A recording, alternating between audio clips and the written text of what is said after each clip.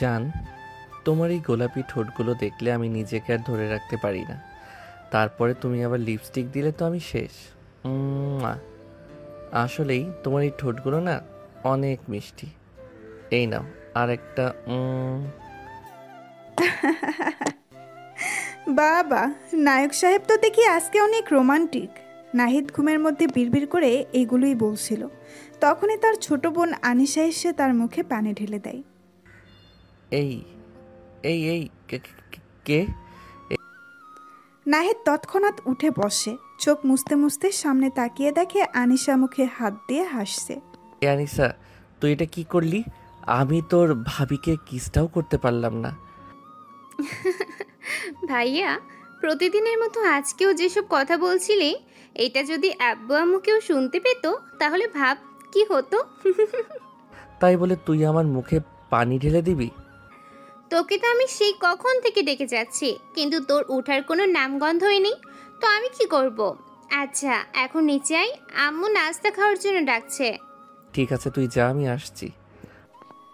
নাহিদ তখন বিছানা থেকে নেমে গিয়ে ওয়াশরুমে যায়। দাঁত ব্রাশ করার সময় আকাশ নিজে নিজেই সেই স্বপ্নের কথা মনে করে হাসে আর নিজে নিজে বলে, আমি যাকে নিয়ে এত ভাবছি তার মতো কেউ কি আসলেই আছে, নাকি এটা শুধুই একটা কল্পনা? নাহিদ তারপর ফ্রেশ হয়ে নিচে গিয়ে নাস্তার টেবিলে বসে। তখনই তার বাবা বলে, কি ব্যাপার, তোর ঘুম থেকে উঠতে প্রতিদিন এত দেরি হয় কেন? আসলে বাবা, রাতে দেরি করে ঘুম আসে তাই। দেরি করে ঘুম আসে মানে? এটা তো চিন্তার বিষয়। আরে বাবা, ভাইয়া আসলে অনেক রাত পর্যন্ত মোবাইল টিপে তো তাই। আনিশা তখন নাহিদের দিকে তাকিয়ে চোখ মারে। নাহিদ বুঝতে পারে আনিশা তার সাথে মজা নিচ্ছে। আসলে তো সে প্রতিদিন সেই স্বপ্নের কারণে তাড়াতাড়ি উঠতে পারে না। নাহিদের বাবা তখন রেগে বলেন, কি শুনছি এগুলো? আর একদিন যদি শুনি যে তুমি বেশি রাত পর্যন্ত মোবাইল চালাও, তাহলে তোমার মোবাইল নিয়ে নেওয়া হবে। ঠিক আছে বাবা। তখনই পাশ থেকে নাহিদের মা বলেন, কি শুরু করলে তোমরা? তাড়াতাড়ি নাস্তা শেষ করো। সবাই তখন চুপ করে নাস্তা করে। নাস্তা শেষ করে নাহিদ তার রুমে গিয়ে ভার্সিটির জন্য রেডি হয়ে বাসা থেকে বেরিয়ে গ্যারেজে যায়। সেখানে আনিশাও ছিল। ভাইয়া, আজকে তো আমাকে তোর বাইকে করে একটু কলেজ পর্যন্ত ড্রপ করে দে প্লিজ। তোকে আর কয়বার বলবো বলতো? আমি আমার বাইকের পেছনে একমাত্র আমার বউকে ছাড়া অন্য কাউকে উঠাবো না। তাছাড়া তুই তো তোর গাড়িতে করেই যেতে পারিস, আমার পেছনে লেগে আছিস কেন? তুইও তো তোর গাড়িতে করে যেতে পারিস, তাহলে তুই কেন বাইকে করে যাস? বাইকে যাওয়ার ফিলিংস কখনো গাড়িতে আসবে না, সেই জন্য বাইকে করে যাই। আমিও তো এটাই বলছি, আমারও গাড়িতে করে যেতে আর ভালো লাগছে না। তাহলে আব্বুকে বল তোকে একটা বাইক কিনে দিতে। আমাকে আর জ্বালাস না, আমি গেলাম। নাহিদ তখন তার চশমা চোখে লাগিয়ে বাইক নিয়ে গ্যারেজ থেকে বের হয়। আর পেছনে আনিশা তো রাগে ফুঁসছে। নাহিদ তখনই তার বাড়ির গেট দিয়ে বের হয়ে পাশের বাড়ির ওভারটেকারকে তখনই সে দাঁড়িয়ে যায়। নাহিদ চশমা নিচু করে দেখতে পায় ট্রাক থেকে জিনিসপত্র নামিয়ে বাড়িতে ঢোকানো হচ্ছে।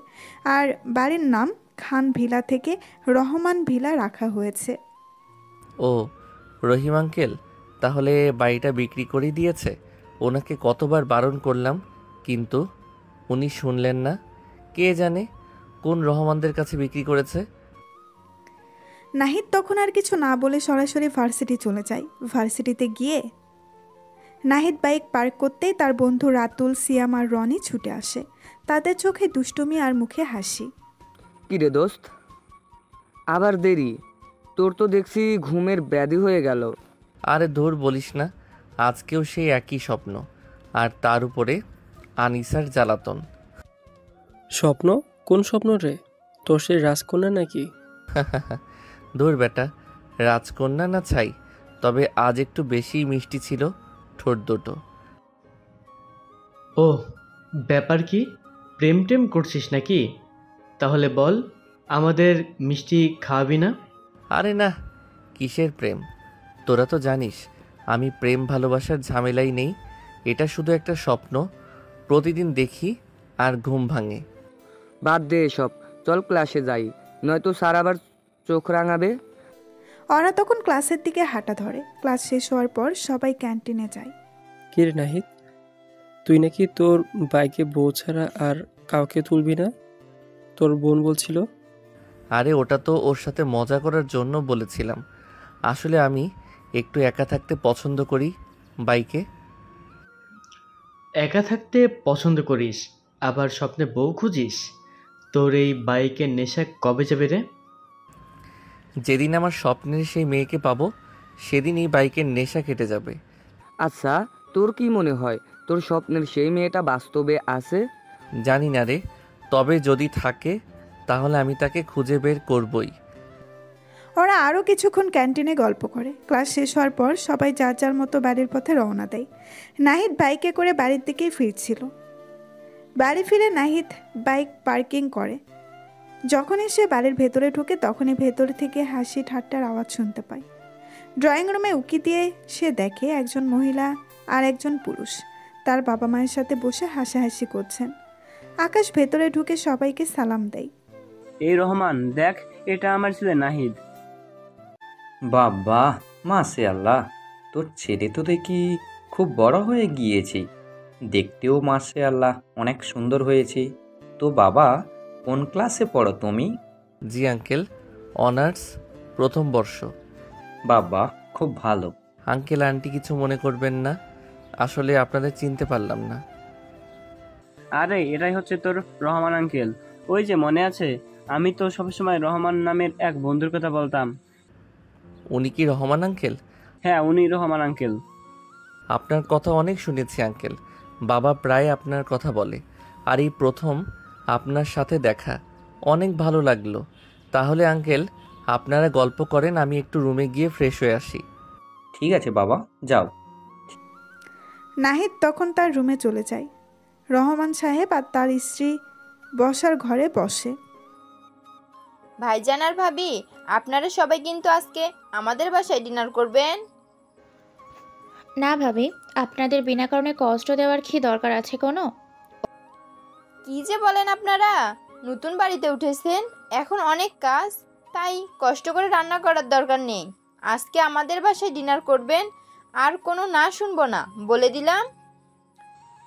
হ্যাঁ রহমান, তোর ভাবি ঠিক বলেছে, আর কোনো কথা না, তোরা আমাদের বাসায় ডিনার করবি। ঠিক আছে, তুই যখন এত জোর করছিস, আর কি করার। তো তোর ছেলে মেয়ে সম্পর্কে তো কিছু বললি না। আমার একটাই মেয়ে, নাম লামিসা, এবার অনার্স তৃতীয় বর্ষে পড়ে। তো লামিশা মামুনি কোথায়? ও এখন বাড়িতে আছে, ওর রুম সাজাচ্ছে, সমস্যা নেই, রাতে পরিচয় করিয়ে দিব। এভাবেই তাদের কথোপকথন চলতে থাকে। কিছুক্ষণ পর নাহিদ নিচে নেমে আসে। এরপর সবাই মিলে একসাথে আড্ডা দেওয়া শুরু করে। অল্প কিছু সময়ের মধ্যেই নাহিদের সাথে রহমান সাহেব এবং তার স্ত্রী খুব ভালো একটা সম্পর্ক হয়ে যায়। কিছুক্ষণ গল্প করার পর রহমান সাহেব এবং তার স্ত্রী নিজেদের বাড়িতে চলে যান। নাহিদ তখন নিজের রুমে গিয়ে বসে। দেখে তার বন্ধুরা অনেকগুলো কল করেছে, ফোনটা রুমেই ছিল বলে সে রিসিভ করতে পারেনি। তখন নাহিদ তার বন্ধুদের গ্রুপ কল দেয়। আরে আজকে তোদের বলেছিলাম না, রহিম চাচা তার বাড়িটা বিক্রি করে দিয়েছে, আর যে নতুন মালিক উঠেছে সে হচ্ছে আমার বাবার ছোটবেলার বন্ধু। এতক্ষণ ওনাদের সাথেই গল্প করছিলাম। ওহ তাই? আমি তো মনে করেছিলাম তুই আবার সেই স্বপ্ন দেখছিস। আমিও তাই মনে করেছিলাম। তোরা সারাক্ষণ একটা বিষয় নিয়ে কেন মজা করিস বলতো? আরে আজকে তোকে বলতে মনে ছিল না, সামনেই কিন্তু আমাদের স্পোর্টস টুর্নামেন্ট আসছে। কবে? এই তো সামনের মাসের 6 তারিখ। সামনের মাসের 6 তারিখ মানে? তাহলে তো আর মাত্র 10 দিন আছে। হ্যাঁ, 10 দিনই আছে। এবার একটু দেরি করে কম্পিটিশনের ঘোষণা দিয়েছে। তাহলে সবাই প্রস্তুতি নেওয়া শুরু কর। প্রস্তুতি আর কি নিব, শুধু কম্পিটিশনের আগের দিন একটু প্র্যাকটিস করব, এতেই হবে। হ্যাঁ, ওই সব তো ঠিকই আছে। আর একটা কথা বল যে জার্সি বানাবি কখন? জার্সিগুলো বানাতেও কিন্তু প্রায় 1 সপ্তাহ সময় লেগে যাবে। হ্যাঁ, ঠিক কথা মনে করিয়েছিস। আমি গ্রাফিক্স ডিজাইনারকে মেসেজ করে দিচ্ছি যেন এবার আরও ইউনিক এবং সুন্দর একটি জার্সি ডিজাইন করে। তারপরে না হয় আমরা সবাই মিলে খেলাঘরে গিয়ে অর্ডার দিয়ে আসবো। হ্যাঁ হ্যাঁ, ঠিক আছে। আর জার্সির যে ডিজাইনটা করবে সেটা আমাদেরকে দেখাস মনে করে। আচ্ছা ঠিক আছে, এখন তাহলে রাখি। তারপর কল কেটে নাহিদ নিচে যায়। তার আম্মু নাস্তা বানিয়েছেন। আকাশ সন্ধ্যার নাস্তা করে তার রুমে গিয়ে পড়তে বসে। 1.5 ঘন্টা পর নিচ থেকে কথা বলার আওয়াজ শোনা যায়। নাহিদ তখন তার রুম থেকে বেরিয়ে সিঁড়ি দিয়ে নিচে নামবে। তখনই তার চোখ আটকে যায় সোফার একপাশে বসে থাকে একটি মেয়ের উপর। নাহিদ মনে মনে বলে, আরে এটাই তো আমার স্বপ্নের রাজকন্যা। কিন্তু ও কি তাহলে রহমান আঙ্কেলের মেয়ে? বাহ বাহ নাহিদ, তোর রাস্তা ক্লিয়ার। তুই তোর স্বপ্নের রাজকন্যাকে পেয়ে গেছিস। নাহিদ তখন এক দৌড়ে তার রুমে এসে তার সকল বন্ধুকে গ্রুপ কল দেয়। নাহিদ খুশিতেই নাচতে নাচতে বলে, এই সবাই শোন, কালকে আমার তরফ থেকে সবাইকে ট্রিট। যে যা খেতে পারি সমস্যা নাই, আনলিমিটেড। আরে তোকে এমন খুশি লাগতেছে কেন? আর হঠাৎ তুই নিজের থেকে ট্রিট দিবি, আমার তো বিশ্বাসই হচ্ছে না। আরে নাহিদ, কি হয়েছে তুই সেটা বলতো। আরে আমি আমার স্বপ্নের রাজকন্যাকে পেয়ে গিয়েছি। কি? তুই কি মজা করছিস নাকি? আরে আমি মজা করব কেন? আমি কি ওকে পেয়ে গিয়েছি? আরে আমার তো বিশ্বাসই হচ্ছে না। তোদের বলেছিলাম না, আমার বাবার ছোটবেলার বন্ধু আমাদের পাশের বাড়িতে উঠেছে। ওনার মেয়ে হচ্ছে আমার সেই স্বপ্নের রানী। এখন মাত্র নিচে যাওয়ার সময় ওকে দেখলাম। দাঁড়া, আমরা এক্ষুনি আসছি। বাবিকে তো দেখতে হবে। আরে না, এখন না, পরে, বাড়িতে গেস্ট আছে। এত বড় একটা খবর, তীর তো তাহলে নিতেই হবে। হ্যাঁ নাহিদ, কালকে রেডি থাকিস, পকেট গরম করে আসিস, কারণ আমরা সবাই কালকে সকালে নাস্তা করা ছাড়া আসবো। তোর পকেট পুরো ফাঁকা করে দিব। আরে তোর আমার ব্যাংক ব্যালেন্স খালি করে দিলেও সমস্যা নেই। আমি যে কি খুশিতে আছি সেটা তোরা বুঝবি না। হ্যাঁ হ্যাঁ, আমরা তো বুঝতেই পারছি কেমন খুশিতে আসিস। তখনই আনিশা নাহিদকে ডাকতে ডাকতে তার রুমে আসে। তখন নাহিদ তার বন্ধুদেরকে বলে, আচ্ছা তাহলে এখন রাখি। আনিসা ডাকছে, দেখি কি হয়েছে। এ কথা বলে নাহিদ বাকিদের কিছু বলার সুযোগ না দিয়ে কল কেটে দেয়। তখন আনিশা নাহিদের পেছন থেকে এসে বলে, ভাইয়া ডিনার করবি না নাকি? আম্মু সে কখন থেকে তোকে ডাকছে, তুই কি কানে শুনতে পাস না? না, তখন শুনতে পাইনি। আচ্ছা চল। তারপর তারা নিচে যাচ্ছিল।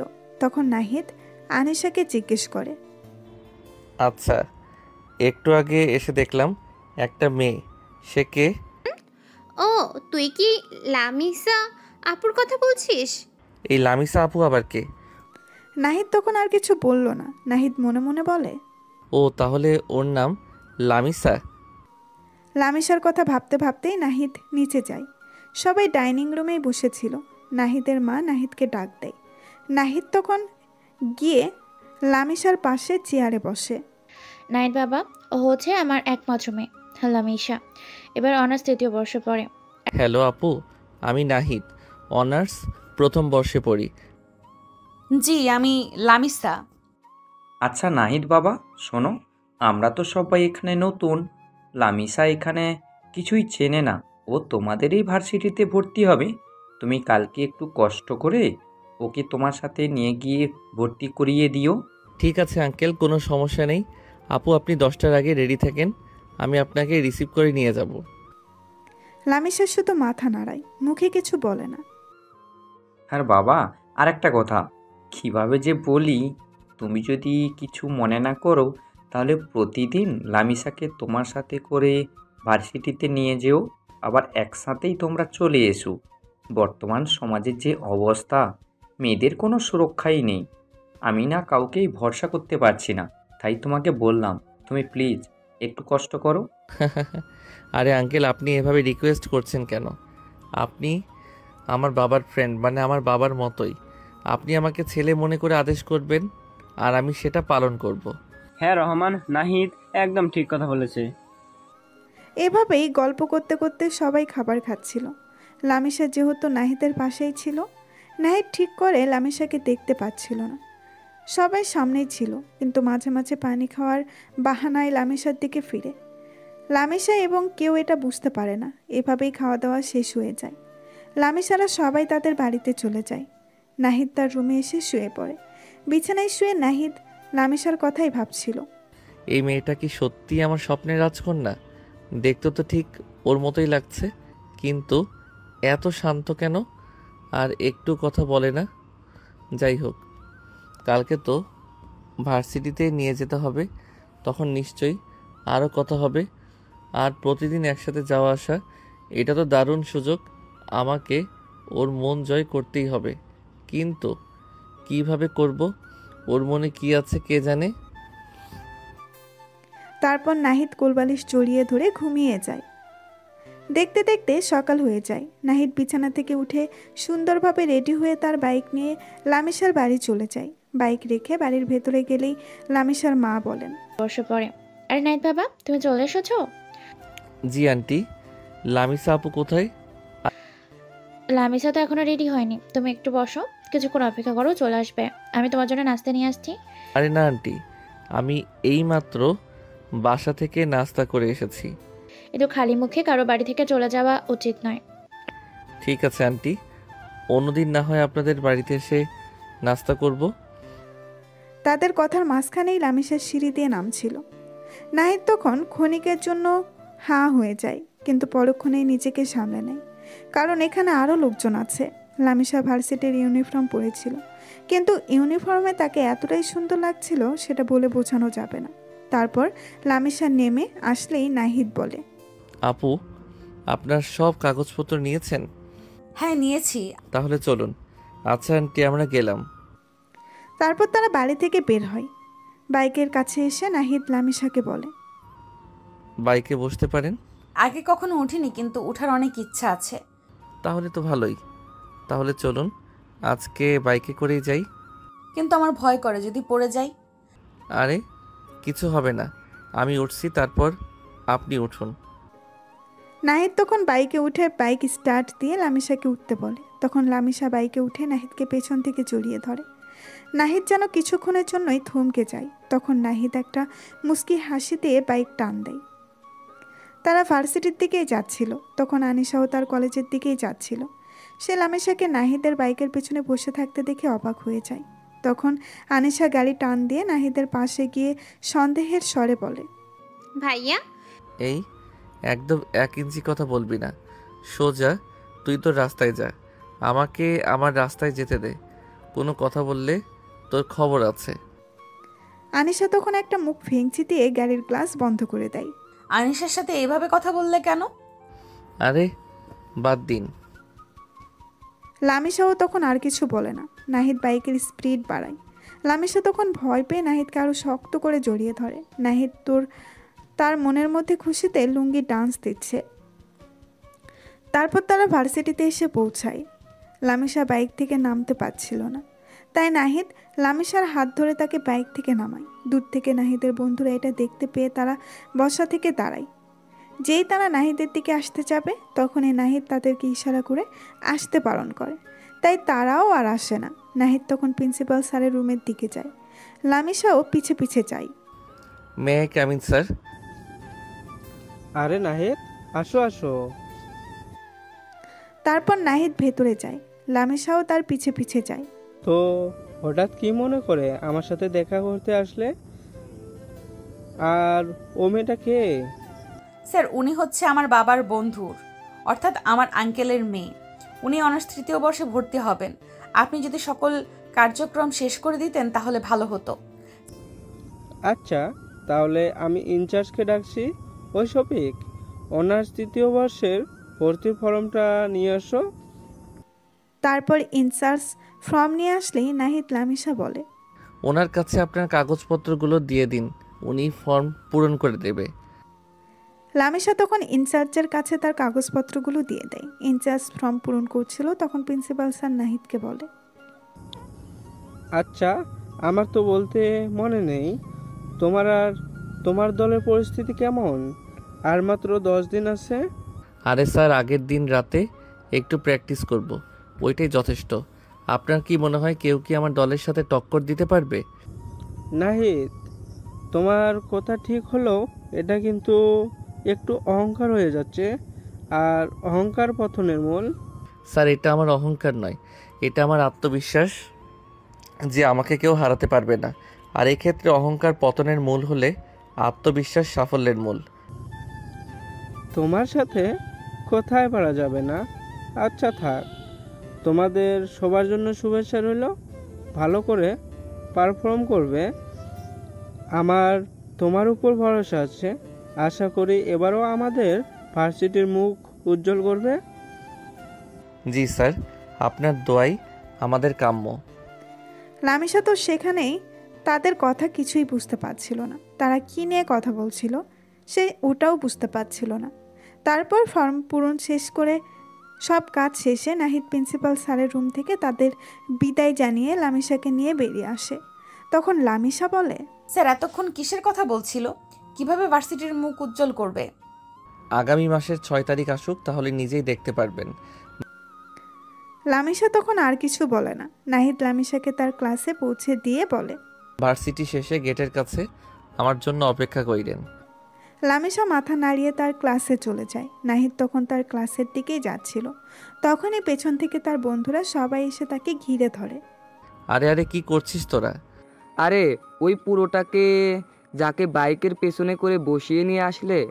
কতবার বললাম, তারপরও কখনো আমাদের কাউকে বসাসনি। বলেছি যে তোর বউকে বসাবে, তাহলে ওই আপুটা কে? আরে ওই তো আমার স্বপ্নের রাজকন্যা।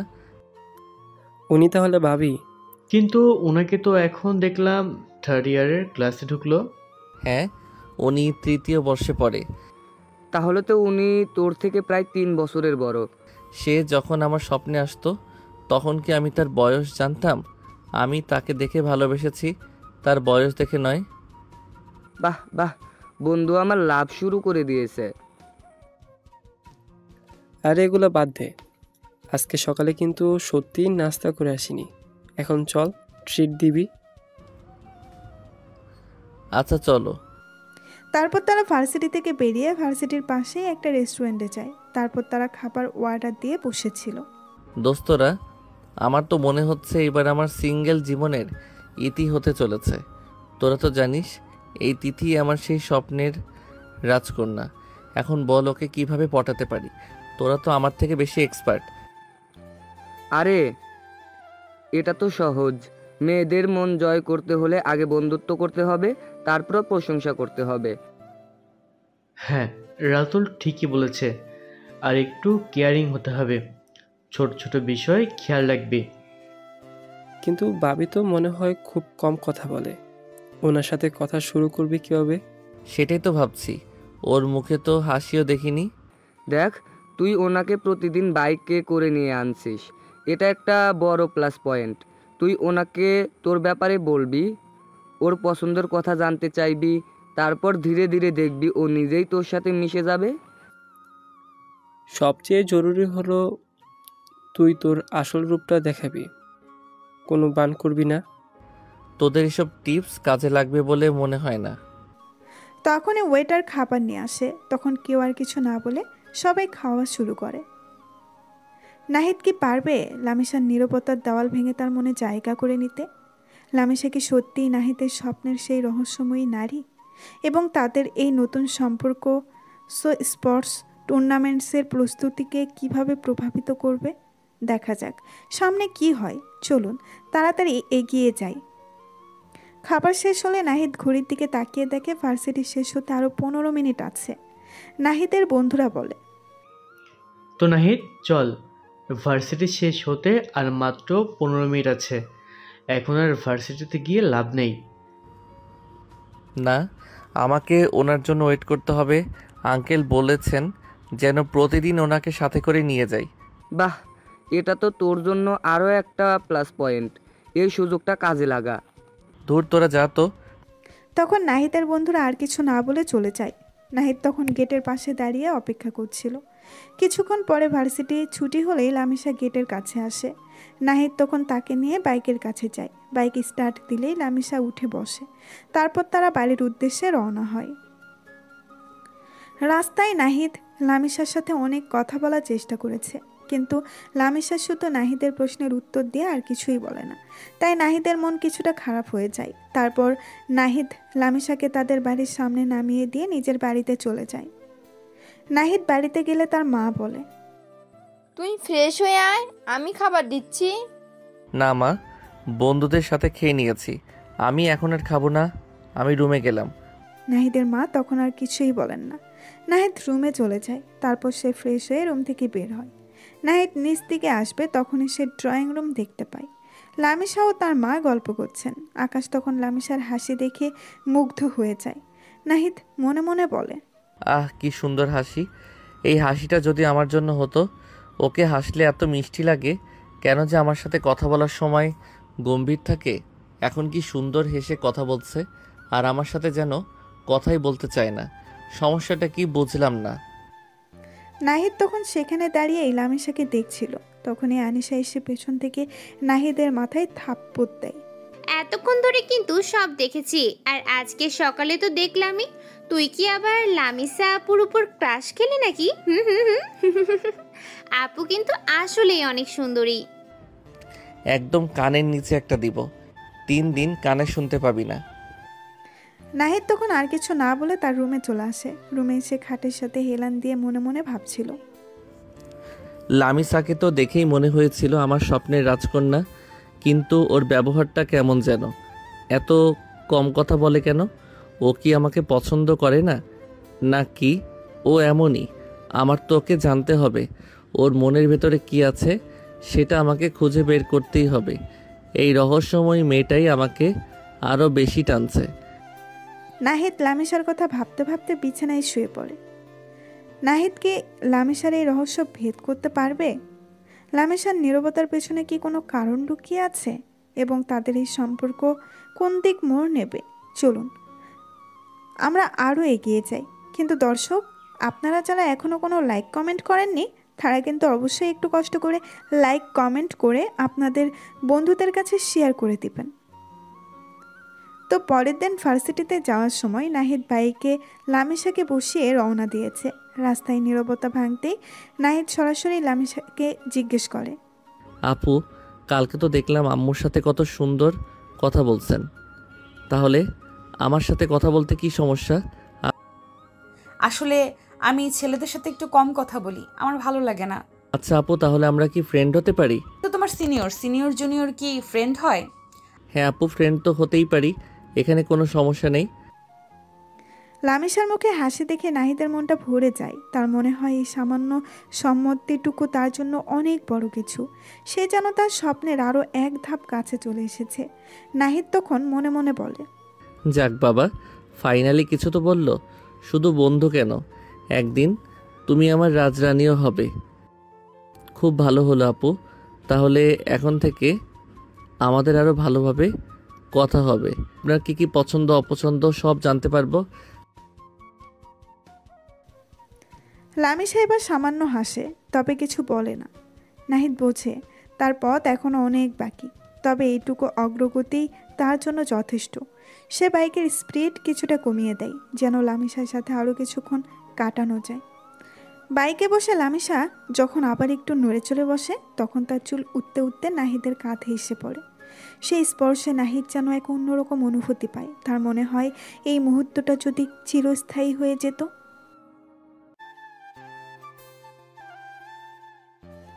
তারপর তারা ভার্সিটিতে এসে পৌঁছায়। এভাবেই দিনগুলো কেটে যাচ্ছিল।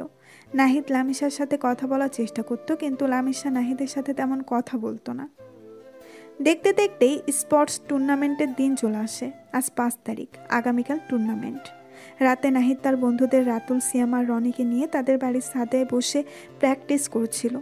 চারপাশে হালকা শীতের বাতাস বইছে, আর তারা গেমে মগ্ন। কি রে দোস্ত, তোর কি মনে হয় এবারও আমরা চ্যাম্পিয়ন হতে পারবো? কম্পিটিশন কিন্তু এবার অনেক টাফ হবে মনে হচ্ছে। আরে ধুর, আমি থাকতে চিন্তা করছিস কেন? আমার উপর ভরসা রাখ, প্র্যাকটিস কেমন হচ্ছে সেটাই দেখ। আমাদের টিম ওয়ার্কটাই আসল। টিম ওয়ার্ক তো ঠিক আছে, কিন্তু প্রতিপক্ষ তো কম শক্তিশালী না। গতবারের ফাইনালিস্টরাও আছে। আরে বাবা, এত টেনশন করছিস কেন? আমরা তো সব সময় শেষ রাতে প্র্যাকটিস করি আর বাজিমাত করি, এবারও তাই হবে। একদম ঠিক বলেছিস রনি। আমাদের স্ট্র্যাটেজি আর স্কিলই যথেষ্ট। দেখিস কালকে আমরাই ট্রফি জিতব। শুধু আমাদের জার্সির ডিজাইনটা কেমন হয়েছে সেটা নিয়ে একটু টেনশন হচ্ছে। গ্রাফিক্স ডিজাইনারকে তো ভালো করে বুঝিয়েছি, আশা করি এবার একটা ফাটাফাটি ডিজাইন দেবে। জার্সিই হোক, পারফরমেন্স ভালো করতেই হবে। আর আমাদের নাম তো ভার্সিটিতে এমনিতেই আছে, যেটা ধরে রাখতে হবে। আচ্ছা, প্র্যাকটিস তো অনেক হলো, চল একটু ব্রেক নেই, গলা শুকিয়ে কাঠ হয়ে গেল। তারা তখন কিছুক্ষণ বিশ্রাম নেয়, হালকা হাসি ঠাট্টা করে। প্র্যাকটিস শেষে ডিনার করে সবাই আকাশের বাড়িতে থেকে যায়, কারণ এটি তাদের প্ল্যান ছিল। কালকে সবাই একসাথে ভার্সিটিতে যাবে। রাতে সবাই একই রুমে ঘুমায়। ঘুমানোর সময় নাহিদ হঠাৎ তার বন্ধুদেরকে বলে ওঠে, দোস্তরা একটা কথা বল, লামিসা আপুকে তো আমি প্রতিদিনই ভার্সিটিতে নিয়ে যাই, আবার নিয়ে আসি, কথা বলার চেষ্টা করি, কিন্তু উনি কেমন যেন চুপচাপ থাকে, খুব বেশি কথা বলে না, আমাকে এড়িয়ে চলে মনে হয়। আমি কি কিছু ভুল করছি? আরে দোস্ত, মেয়েদের মন বোঝা অত সোজা নয়। ও হয়তো একটু লাজুক টাইপের, হঠাৎ করে বেশি কথা বলতে শুরু করলে হয়তো অস্তিত্ব বোধ করে। হ্যাঁ রাতুল ঠিকই বলেছে, তুই বরং ধীরে ধীরে এগো, ওকে সময় দে, দেখবি ও এক সময় ও নিজেই তোর সাথে মিশে যাবে, জোর করিস না। আর তুই তো বলছিস যে ও একা থাকতে পছন্দ করে, হয়তো ছেলেদের সাথে মিশতে ওর সময় লাগে। তুই জাস্ট ওর পাশে থাক, সাপোর্ট দে, দেখবি সব ঠিক হয়ে যাবে। হ্যাঁ, জানি না রে, আমার তো মনে হয় আমি ওকে ইমপ্রেস করতে পারছি না। আমার স্বপ্নের রাজকন্যাকে এত কাছে পেয়েও যদি কিছু করতে না পারি তাহলে তো খুব খারাপ লাগবে। ওর মুখে তো হাসিও তেমন দেখি না, শুধু যখন ওর মায়ের সাথে কথা বলছিল তখন দেখেছিলাম। এজন্যই তো বললাম ধৈর্য ধর, আর তোর আসল রূপটা দেখা।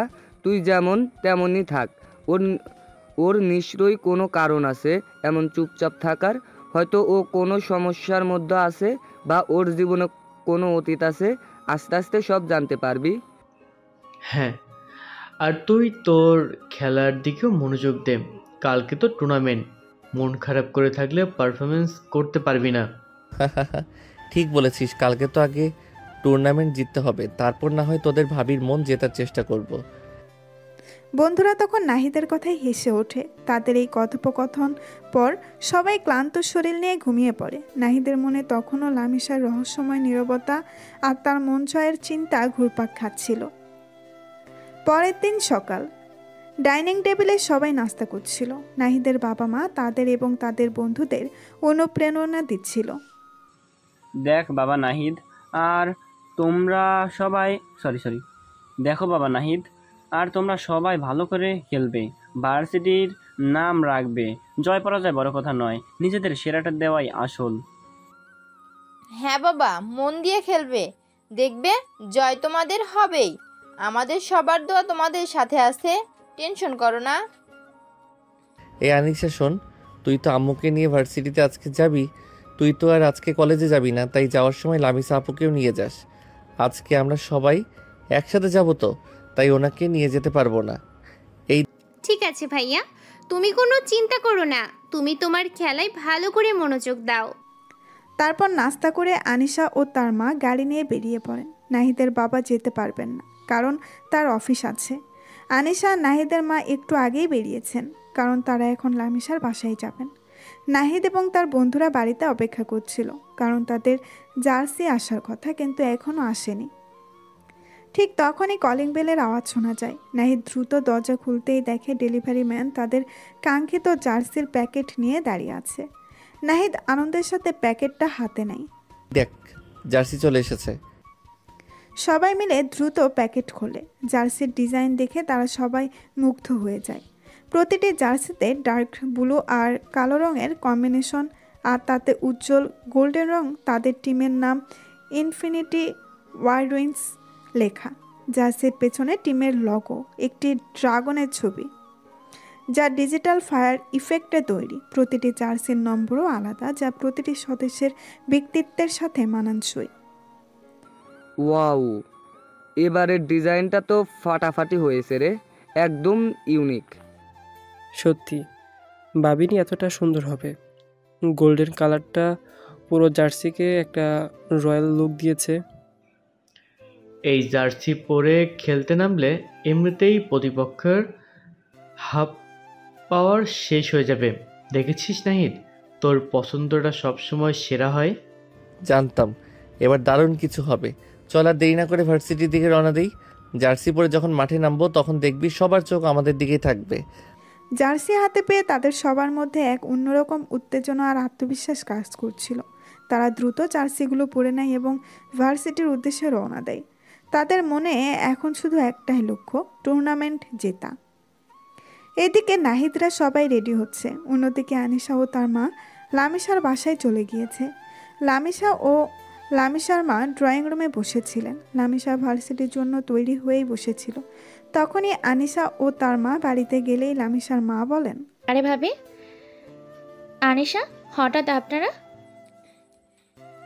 হ্যাঁ, আসলাম আর কি।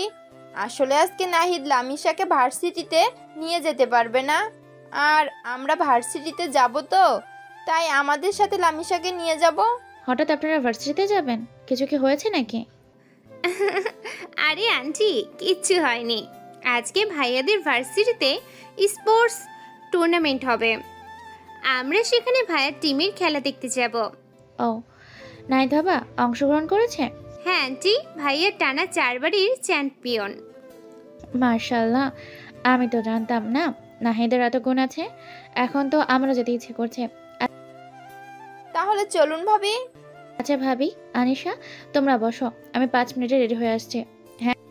তারপর লামিশার মা গিয়ে রেডি হয়ে আসেন। তারপর তারা সবাই গাড়িতে উঠে বসে আর সোজা ভার্সিটিতে চলে যায়। আজকে সারা ভার্সিটি সুন্দর করে সাজানো হয়েছে, চারিদিকে বিভিন্ন টিমের ব্যানার লাগানো। তিথি গাড়ি থেকে নেমে ভার্সিটির মেন বিল্ডিংয়ে নাহিদের টিমের ছবি দেখে কিছুক্ষণ তাকিয়ে থাকে। তখনই তারা দেখে নাহিদ তার বন্ধুদের নিয়ে গাড়িতে করে ভার্সিটিতে প্রবেশ করছে। তারা গাড়ি পার্কিং করে এদিকে আসে।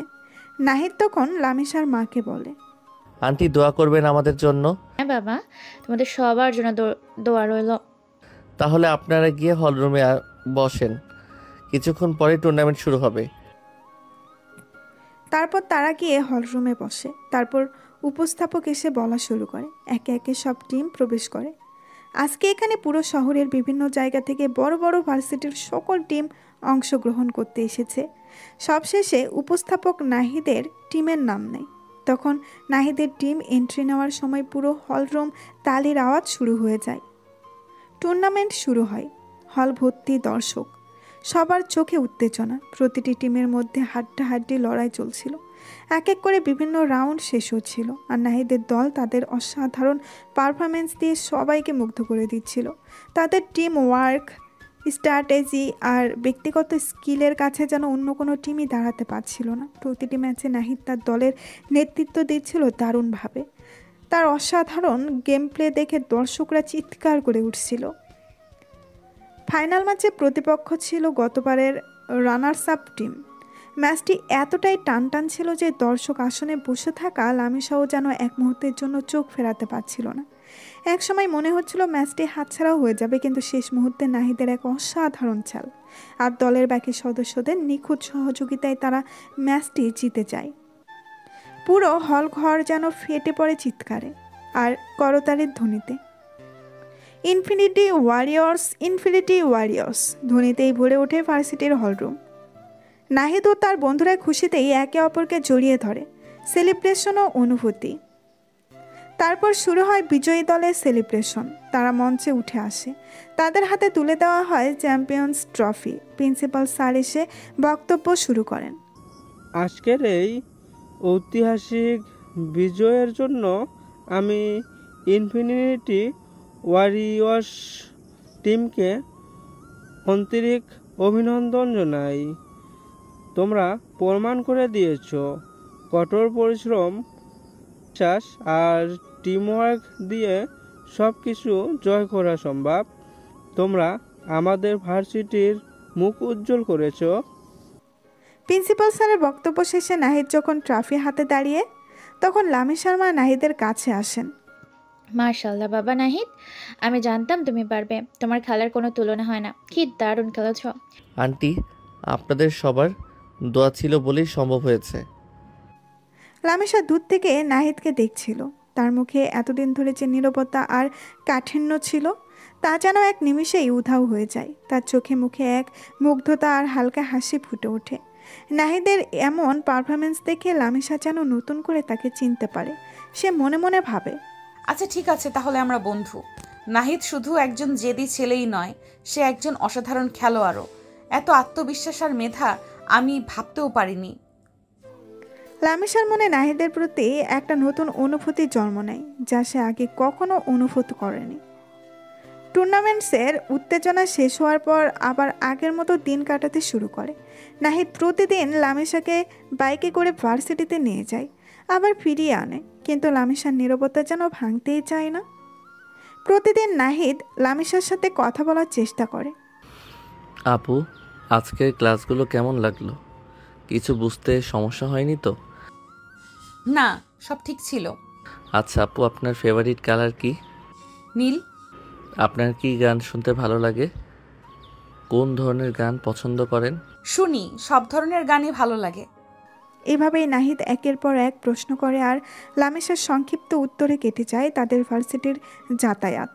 নাহিদ বারবার চেষ্টা করে লামিশার সাথে একটা সহজ কথোপকথন শুরু করতে, কিন্তু লামিশা যেন একটা অদৃশ্য দেওয়াল তুলে রেখেছে। বাইকে বসেও সে নাহিদের দিকে তেমন একটা ফেরে না, কিংবা তার চোখের দিকে তাকিয়ে কথা বলে না। নাহিদের মনে হয় লামিশা যেন তাকে ইচ্ছে করে এড়িয়ে চলছে। তার মনে হতাশা জন্ম নিতে শুরু করে। এক বিকেলে ভার্সিটি থেকে ফেরার পথে বৃষ্টি শুরু হয়। নাহিদ দ্রুত বাইকের গতি বাড়িয়ে দেয়, যেন লামিশা ভিজে না যায়। আপু, বেশি ভিজছেন না তো? ঠান্ডা লেগে যেতে পারে। তুমি তো নিজেই ভিজতেছো। লামিশার এই সামান্য কথায় আকাশ যেন একটু আশার আলো দেখতে পায়। এই প্রথম লামিশা তার নিজের বিষয়ে কিছু বলল, কিন্তু পরক্ষণেই লামিশা আবার চুপ হয়ে যায়, আর নাহিদও আর কথা বাড়ায় না। সেদিন রাতে লামিশা নিজের রুমে বসে নাহিদের কথাই ভাবছিল। এই ছেলেটা কেমন যেন, এত কথা বলতে চায় আর প্রতিদিন আমার জন্য অপেক্ষা করে। এত জেদি একটা ছেলে, আবার এত ভালো খেলতেও পারে, কিন্তু ওর কথা বলতে গেলেই আমার কেমন যেন অস্বস্তি হয়। ছেলেদের সাথে কথা বলতে আমার ভালো লাগে না, কিন্তু নাহিদ যখন আমার দিকে তাকায় তখন আমার বুকটা কেমন করে ওঠে। ও কি সত্যি আমাকে পছন্দ করে? ওর চোখ দেখে তো তাই মনে হয়, কিন্তু আমি কি ওর যোগ্য? আমার তো মনে হয় আমি অনেক রাগী আর চুপচাপ। ও কেন আমাকে এত গুরুত্ব দিচ্ছে? লামিশা নাহিদের দিকে তাকিয়ে দেওয়ালে ঝোলানো টুর্নামেন্টসের পুরস্কারের ছবিটা দেখে। ও কি জানে আমি ওর খেলা দেখতে গিয়েছিলাম? ওর আত্মবিশ্বাস, ওর জেদ, ওর জয় সব কিছু আমাকে মুগ্ধ করেছে। কিন্তু আমি কি পারবো ওর মতো করে মিশতে? আমার ভেতরের এই নীরবতা ভাঙতে পারবো? এইদিকে নাহিদও নিজের রুমের বিছানায় শুয়ে লামিশার কথাই ভাবছিল। লামিশা এত কম কথা কেন বলে? ও কি আমাকে পছন্দ করে না, নাকি ওর জীবনে এমন কিছু ঘটেছে যার জন্য ও ছেলেদের সাথে মিশতে চায় না? ওর নীরবতা আমাকে আরও বেশি করে ওর দিকে টানে। ওর চোখে যে গভীরতা দেখেছি তাতে মনে হয় ওর ভেতরে অনেক কথা লুকানো আছে। আমি ওকে ভালোবাসতে শুরু করেছি, কিন্তু কিভাবে ওর মনে পৌঁছাবো? আমি কি ওর রাগ ভাঙাতে পারবো? আমার স্বপ্নের রাজকন্যাকে এত কাছে পেয়েও যদি ওর মন আমার স্বপ্নের রাজকন্যাকে এত কাছে পেয়েও যদি ওর মন জয় করতে না পারি, তাহলে তো কোনো মানেই হয় না। আমাকে আরও চেষ্টা করতে হবে। ওর মন জয় করার একটা পথ আমাকে খুঁজেই বের করতে হবে। লামিশার নীরবতার পেছনে কি কোনো রহস্য লুকিয়ে আছে? নাহিদ কি পারবে সেই রহস্য ভেদ করে তিথির মনে জায়গা করে নিতে? তাদের সম্পর্কের কি একটা সুন্দর পূর্ণতা পাবে, নাকি ঘটবে অন্য কিছু? আরে রাইটাররা কি আকর্ষণ লাগাচ্ছে! চাইলেও গল্প স্কিপ করা যাচ্ছে না। চলুন দর্শক, সামনে এগিয়ে যাই। আমার তো আর তর্স হয়েছে না। দিন পেরিয়ে রাত আসে, রাত পেরিয়ে সকাল। নাহিদ আর লামিশার জীবন যেন এক বৃত্তের মধ্যেই ঘুরছে। প্রতিদিনের মতো নাহিদ লামিশাকে বাইকে করে ভার্সিটিতে আনা নেওয়া করে। কথা বলার চেষ্টা করে। আর লামিশা সেই সংক্ষিপ্ত উত্তর আর নীরবতার ঘেরাটোপে আটকে থাকে। নাহিদের মনে হতাশা বাসা বাঁধতে শুরু করেছে। তার মনে হয় লামিশাকে হয়তো সে কোনোদিনই পুরোপুরি চিনতে পারবে না। একদিন নাহিদ বন্ধুদের সাথে ক্যান্টিনে বসে লামিশার ব্যাপারে কথা বলছিল। হ্যাঁ দোস্তরা আর পারছি না। লামিসা আপুটা কেমন যেন, এত কথা বলার চেষ্টা করি কিন্তু সব সময় চুপচাপ থাকে। আমার তো মনে হচ্ছে আমি কোনোদিনই ওর মনের কাছে পৌঁছাতে পারবো না। কিরে, এভাবে ভেঙে পড়লে চলে? এত সহজে হাল ছেড়ে দিলে হবে? তুই না বললি আত্মবিশ্বাস সাফল্যর মূল্য? হ্যাঁ রে নাহিদ, তোর তো ধৈর্য অনেক বেশি। লামিশা আপু হয়তো এমনই, ওকে সময় দে। এক কাজ করতে পারিস, ও যখন কথা বলতে চায় না তখন ওকে কিছু লেখার জন্য বলতে পারিস। যেমন ওর পছন্দের জিনিসগুলো একটা খাতায় লিখে দিতে বল, তাহলে অন্তত ওর ভিতরের কিছু কথা জানতে পারবি।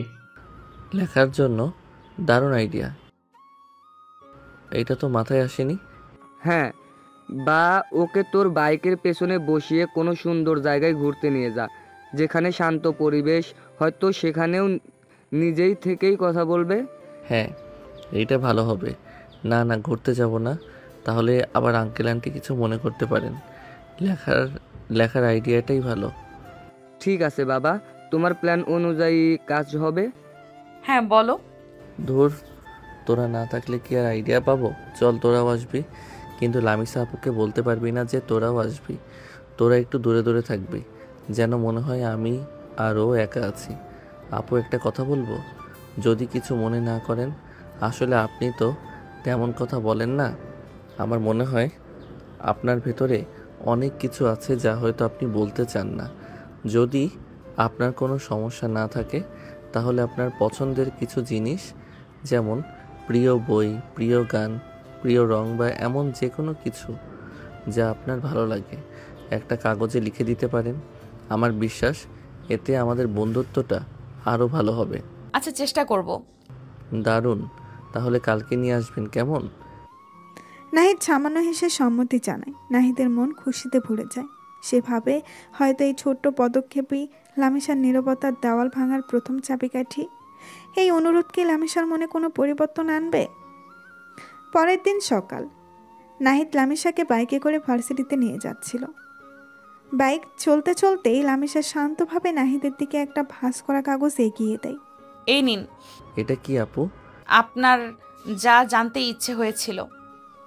নাহিদ আনন্দে প্রায় চেঁচিয়ে উঠতে গিয়েও নিজেকে সামলে নেয়। লামিশার এই সামান্য উদ্যোগেই তার কাছে অনেক বড় কিছু। সে ভাবে, আমার স্বপ্নের রাজকন্যা তার নীরবতা ভাঙতে শুরু করেছে।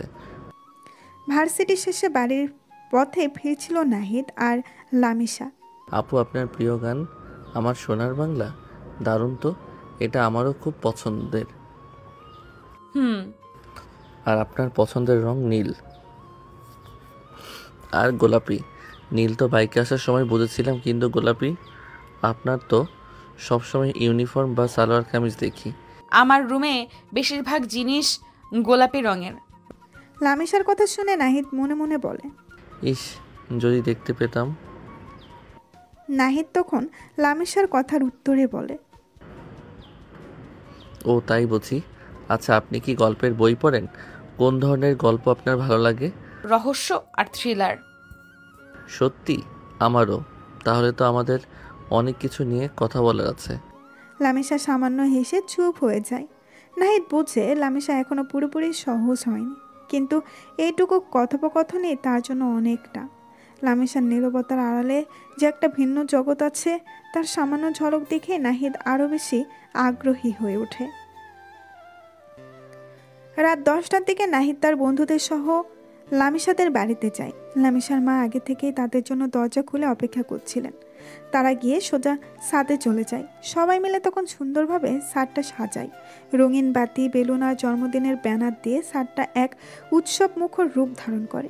রাত 12:30টার দিকে লামিশার মা গিয়ে লামিশাকে ঘুম থেকে ওঠান। এই লামিশা, ওর তাড়াতাড়ি। মা, কি হয়েছে? এত রাতে কেন জাগাচ্ছ? আমি ফুলের ছাদে আমার মোবাইলটা রেখে এসেছি, এখন একা ছাদে যেতে ভয় করছে। তুই একটু আয় না মা। বাবাকে নিয়ে যাও না। তোর বাবা এখন ঘুমে, এখন যদি উঠাই পরে মাথা ব্যথা করবে। আচ্ছা ঠিক আছে, চলো।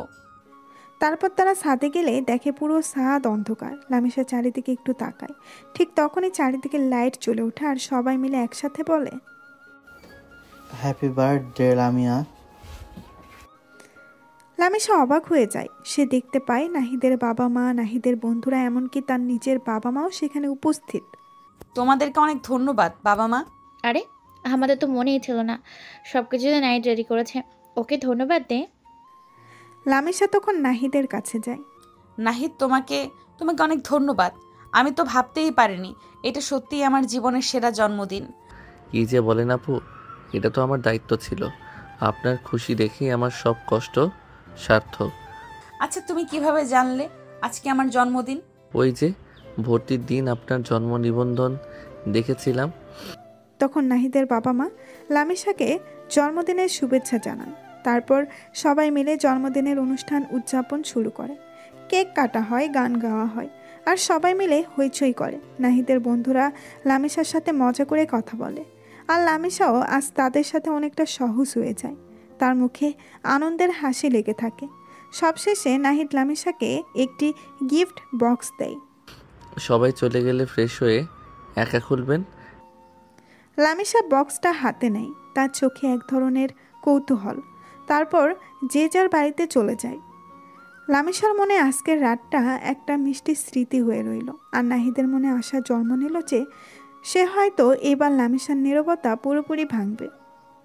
সবাই চলে যাওয়ার পর লামিসা তার রুমে যায়। সারাদিনের উত্তেজনা আর আনন্দের পর তার শরীরটা বেশ ক্লান্ত। ফ্রেশ হয়ে এসে তার চোখ যায় বিছানায় রাখা গিফট বক্সটির দিকে। সেটি হাতে নিয়ে সে আলতো করে স্পর্শ করে। কি থাকতে পারে ওইটাতে? নাহিদ কি দিতে পারে? লামিসা কৌতূহল নিয়ে বক্সটা খোলে। বক্সের ভেতরে একটি সুন্দর ডায়েরি আর একটি অসাধারণ কলম। ডায়েরিটি হালকা নীল রঙের, তাতে ছোট্ট ছোট্ট সাদা ফুলের নকশা করা।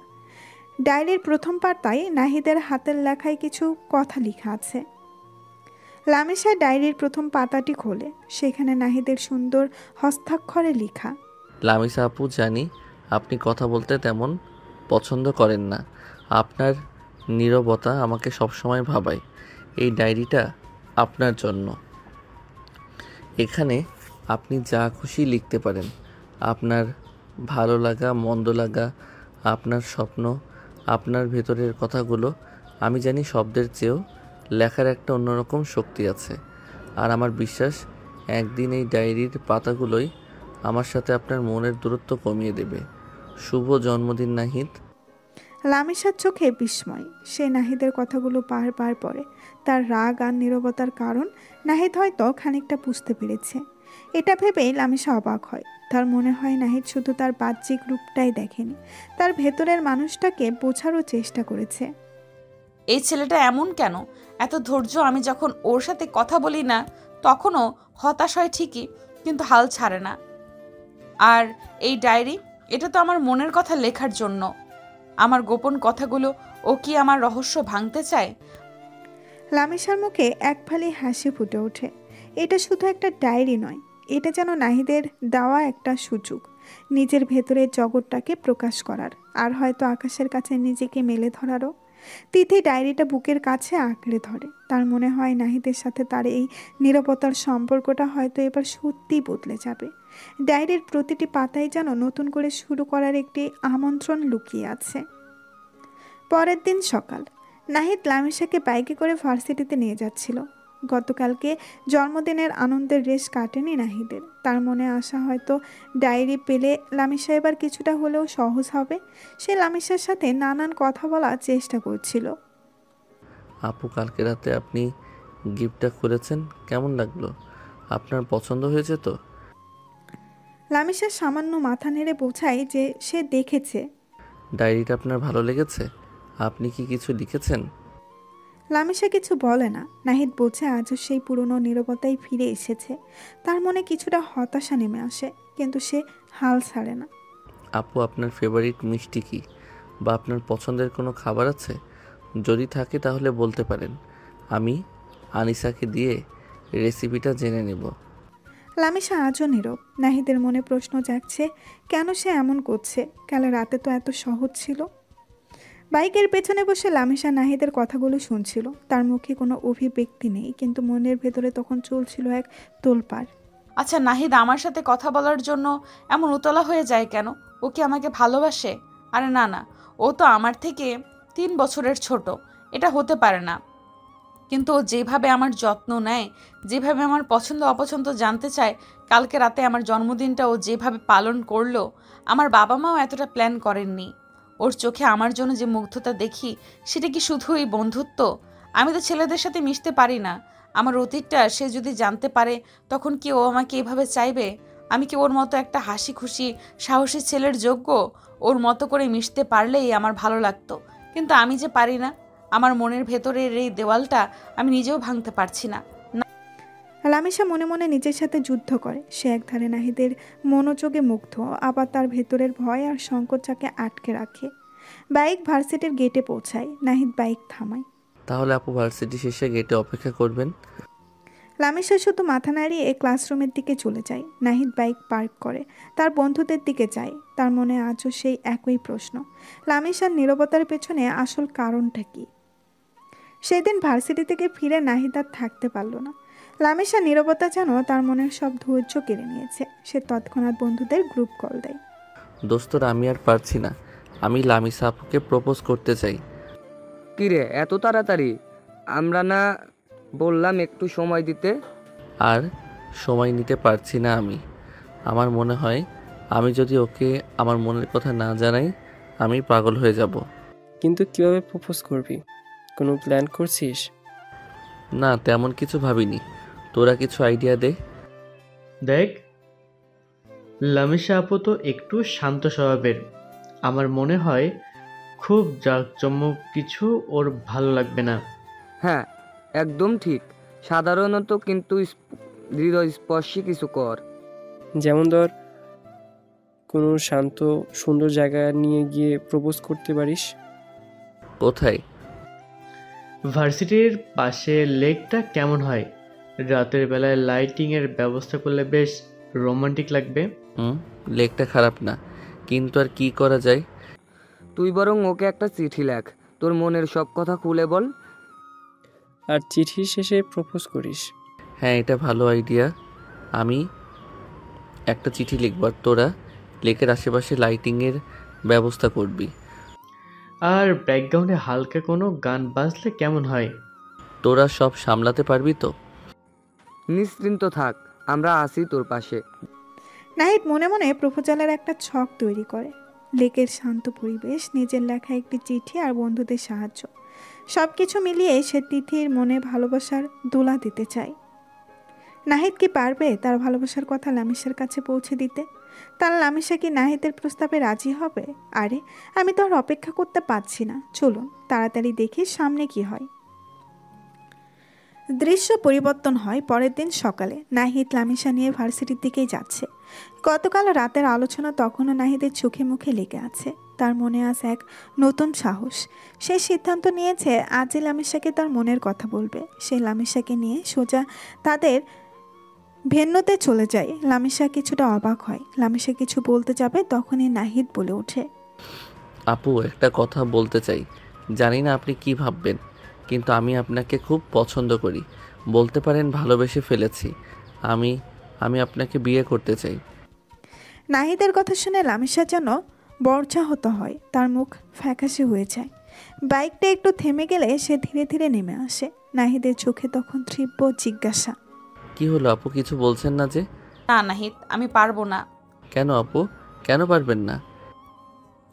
না নাহিদ, আমি পারবো না। তুমি আমার থেকে 3 বছরের ছোট। তাছাড়া আমি... কি হলো বলো, আমি কি? না নাহিদ, আমি বলতে পারবো না। লামিসা কথাটি বলে দ্রুত হেঁটে চলে যেতে চায়। তখনই নাহিদ লামিসার হাত ধরে ফেলে। নাহিদ, আমার হাত ছাড়ো। না, তোমাকে আজকে বলতেই হবে কি সেই কারণ যার কারণে তুমি আমাকে গ্রহণ করবে না। না নাহিদ, আমি বলতে পারবো না। আমার হাত ছাড়ো। নাহিদের কথায় লামিসা কিছুক্ষণের জন্য থমকে যায়। তার চোখ বড় বড় হয়ে যায়। নাহিদের যেয়ে তার ধীরতা তাকে বিচলিত করে তোলে। লামিসা তখন কান্নায় ভেঙে পড়ে। নাহিদ লামিসাকে বাইকের পাশে একটি বেঞ্চে বসায়। ততক্ষণে দূরে দাঁড়িয়ে থাকা তার বন্ধুরা রাতুল, সিয়াম আর রনিও এগিয়ে এসেছে। তারা পরিস্থিতি বুঝতে পেরে চুপচাপ দাঁড়িয়ে থাকে। লামিসা কাঁদতে কাঁদতে বলতে শুরু করে, আমি একজনকে নিজের জীবনের চেয়েও বেশি ভালোবাসতাম। আমার রিলেশনটা 2 বছরের ছিল। আমি আমার পরিবারকেও জানিয়েছিলাম, তারাও মেনে নিয়েছিল। আমাদের দিন ভালোই যাচ্ছিল। আমরা দুজন দুজনকে কথা দিয়েছিলাম যে আমরা দুজন দুজনকে বিয়ে করব। তারপর যখন বিয়ের আর 1 মাস বাকি ছিল, তখন থেকে ও আমায় মাঝে মাঝে বলতো তার বন্ধুর বাসায় যাওয়ার জন্য, হোটেলে যাওয়ার জন্য। আমি বারণ করলেও বলতো বিয়ে তো করবই। একদিন ও আমাকে ওর বাড়িতে নিয়ে গেছিল। আমি মনে করেছিলাম বাড়িতে ওর বাবা মাও আছে, কিন্তু বাড়িতে কেউ ছিল না। তখন ও আমার সাথে জোরাজোরি করতে থাকে। তখন আমি ওকে ধাক্কা দিয়ে সরিয়ে ওকে রুম দিয়ে লক করে পালিয়ে আসি। পরে ও আমাকে বিয়ে করেনি, অন্য একজনকে বিয়ে করেছে। আমি ওকে অনেক বলেছিলাম, কিন্তু ও আমার কথা একবারও মানেনি। সেদিন সিদ্ধান্ত নিয়েছিলাম যে কখনো বিয়ে করব না। আসলে সেদিনের পর থেকে আমার সব ছেলেদের উপর থেকে বিশ্বাসই উঠে গিয়েছে। তাই আমি কোনো ছেলের সাথে কথা বলি না। তুমি হয়তো বুঝতে পেরেছো নাহিদ, তুমি অনেক ভালো ছেলে। তুমি আমার থেকে আরো অনেক ভালো মেয়ে পাবে। আমার পেছনে তোমার মূল্যবান সময় নষ্ট করো না। এটা বলেই লামিসা সেখান থেকে কাঁদতে কাঁদতে চলে যায়। নাহিদ সেখানে হতবাক হয়ে বসে পড়ে। তার চোখ দিয়ে শুধু জল গড়িয়ে পড়ছে। লামিসার জীবনের এই অন্ধকার অতীত তাকে গভীরভাবে নাড়া দেয়। নাহিদের বন্ধুরা তার পাশে এসে বসে। তারা জানে এই মুহূর্তে নাহিদের কতটা কষ্ট হচ্ছে। দোস্ত, এমনটা নয়, সব সম্পর্ক এরকম হয় না, তুই ভেঙে পড়িস না। লামিসা আপু খুব কঠিন একটা সময়ের মধ্য দিয়ে যাচ্ছে। হ্যাঁ রে নাহিদ, ওর প্রতি তো আরও বেশি সহানুভূতি দেখা। এই মুহূর্তে ওকে তোর পাশে দরকার। ওর বিশ্বাস ভেঙে গেছে। দেখ, লামিসা আপু তোকে সব কথা বলেছে।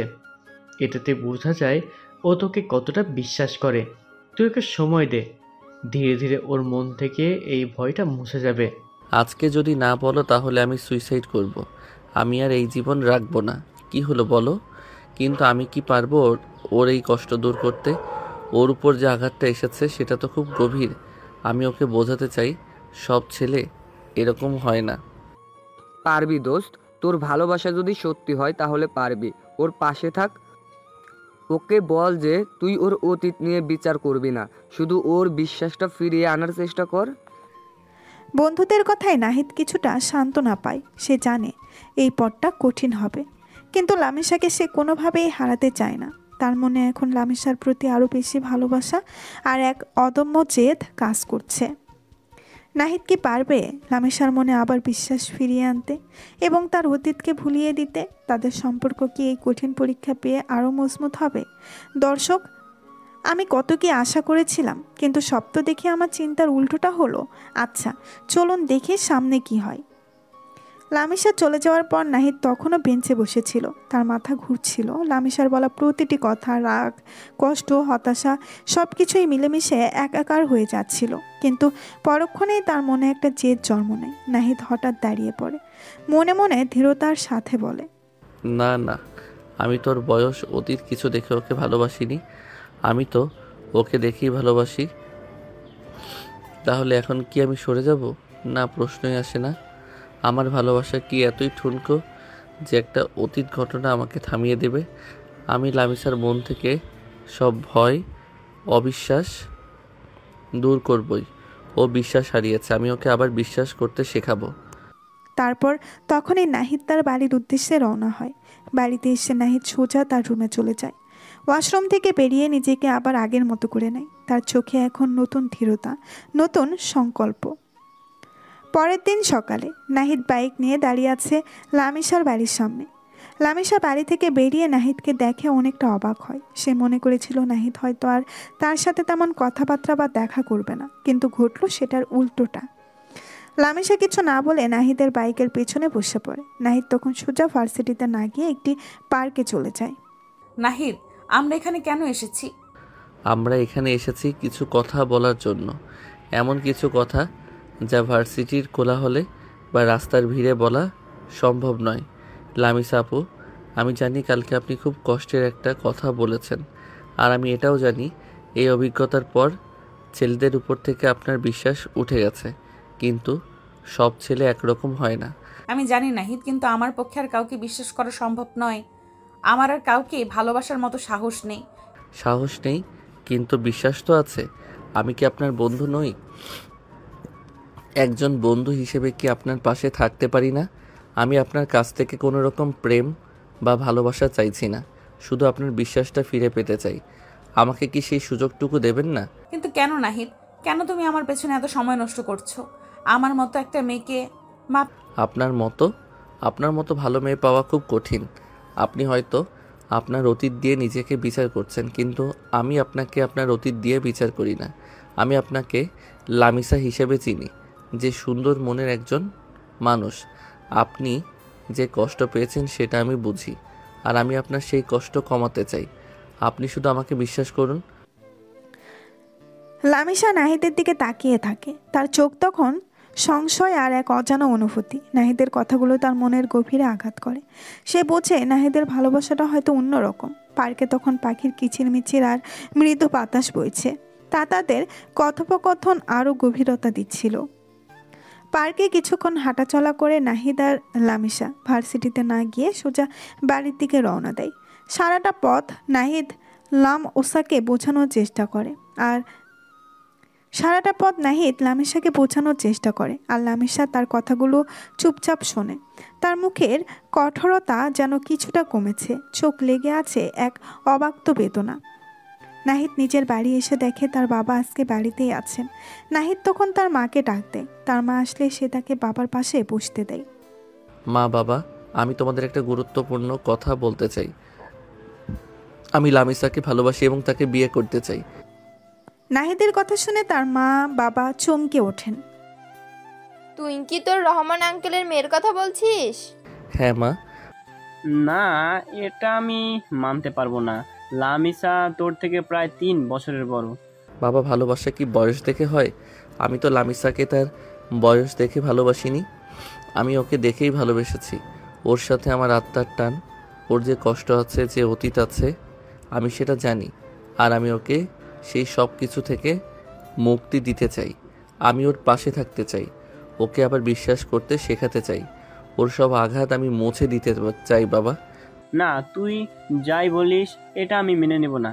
বাবা, আমার স্বপ্নটা তো তোমাদের কাছে অজানা নয়। সেই ছোটবেলা থেকে আমি আমার স্বপ্নের রাজকন্যার কথা বলে আসছি। আজ যখন তাকে খুঁজে পেয়েছি, তার পাশে থাকার সুযোগ পেয়েছি, তখন তোমরা কেন বাধা দিচ্ছ? আমার সমস্ত স্বপ্ন, আমার সব চাওয়া পাওয়া এখন লামিসাকে ঘিরে। আমি ওকে ছাড়া বাঁচতে পারবো না বাবা।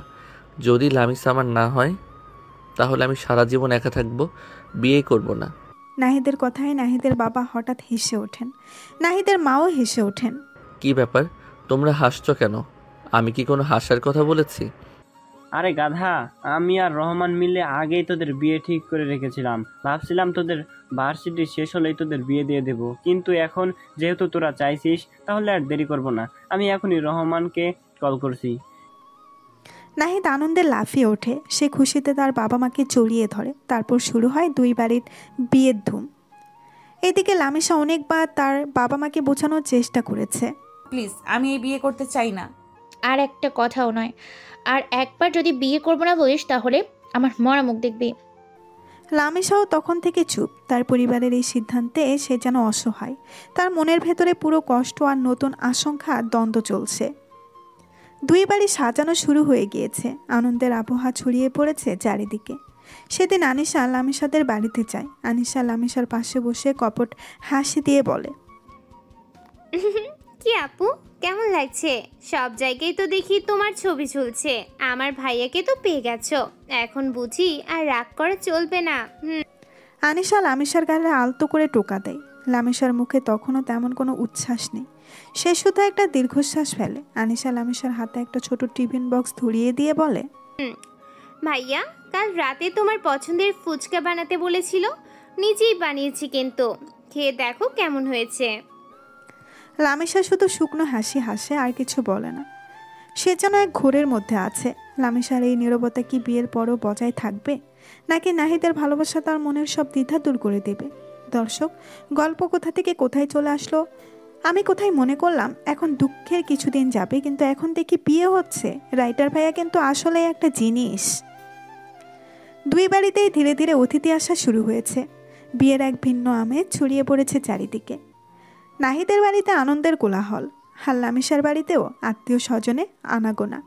উৎসবের এই অবহের মাঝেও নাহিদের বাবা মা এবং লামিসার বাবা মা তাদের মধ্যকার বহু পুরনো বন্ধু ও নতুন সম্পর্কের বাঁধনকে আরও দৃঢ় করার সুযোগ পান। একদিন সন্ধ্যায় ড্রয়িং রুমে বসে নাহিদের বাবা এবং রহমান সাহেব গল্প করছিলেন। তাদের পাশে বসেছিলেন নাহিদের মা ও লামিসার মা।